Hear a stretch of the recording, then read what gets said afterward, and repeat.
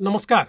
आपण सर्वच जाणताच की आपले लाडके पंतप्रधान माननीय नरेंद्र मोदीजी यांचा जन्मदिन 17 सप्टेंबर आपण सर्व लोक सेवा दिनाच्या निमित्ताने, सेवा सप्ताहाच्या निमित्ताने, सेवा महिन्याच्या निमित्ताने हा साजरा करतो. माननीय मोदीजींना आपला जन्मदिवस साजरा केलेला कधीच आवडत नाही आणि म्हणून आपण सर्व लोक या दिनाचं औचित्य साधून सर्वसामान्य माणसाला कशी सेवा देता येईल हा प्रयत्न करत असतो. याच निमित्ताने महाराष्ट्रामध्ये आपण उपमुख्यमंत्री कार्यालयाच्या अंतर्गत जो वैद्यकीय कक्ष सुरू केलेला आहे त्या कक्षाच्या माध्यमातून नमो आरोग्य शिबिरे ही सुरू करतो आहोत.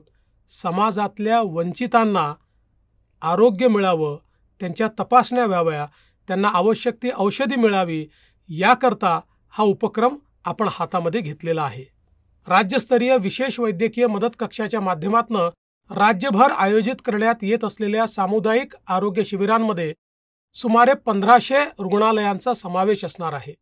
त्याचबरोबर वैद्यकीय शिक्षण, सार्वजनिक आरोग्य, नगरविकास, ग्रामविकास, धर्मदाय आयुक्त कार्यालय, महाराष्ट्र आरोग्य विज्ञान विद्यापीठ, निरामय सेवा फाउंडेशन, धर्मदाय रुग्णालय, धर्मदाय संस्था, मेडिकल असोसिएशन, शासकीय वैद्यकीय महाविद्यालय आणि लोकसहभागातून ही आरोग्य शिबिरे होणार आहेत.